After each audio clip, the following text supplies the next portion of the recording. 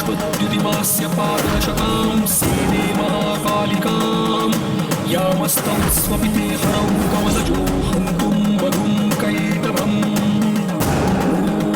अक्षस्रक्परशुं कटेषु कुलिशं पद्मं धनुष्कुण्डिकां दण्डं शक्तिमसिञ्च चर्मजलजं घण्टां सुराभाजनम् शूलं पाशुसुदर्शने च ददति हस्तैः प्रसन्नादनां सेवे सैरिधुमर्दिनीं महालक्ष्मीं सरोजस्थिताम्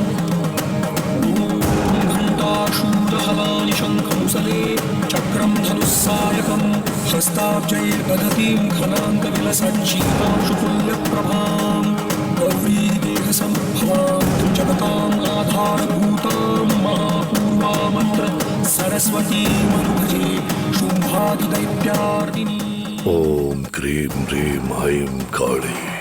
எதுக்கு சாமி இந்த நேரத்துல இங்க பூஜைன்னு சொல்லி வர வச்சிங்க? மாந்திரீக முறைப்படி இந்த பூஜையை கோவில்ல தான் நடத்தணும். ஆனா அங்க இடைஞ்சல் வந்தா சமாளிக்க முடியாது.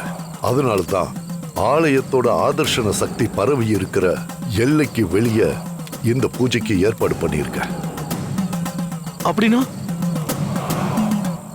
இங்க இருந்துகிட்டே கோவில்ல இருக்கிற சக்தியை அடக்கிட முடியுமா? கண்டிப்பா முடியும். இப்ப நான் சொல்றத நல்ல கவனமா கேட்டுக்கோங்க. கொஞ்சம் பெசகுனாலும் காரியம் கை மீறிடும். கோவில்ல கும்பாபிஷேகம் முடிஞ்சு நந்தா தீபம் சுடர் விட்டு எரியிற இந்த காலகட்டத்துல அம்மனோட சக்தி ரொம்ப ரொம்ப குறைவா இருக்கும். அதனால கனகதுர்கா சிலையை அபகரிக்க இதுதான் நமக்கு பொருத்தமான நேரம். அப்போ சிலைய இப்பவே போய் எடுத்துடலாமா? அவசரப்படாத ஆவுடை.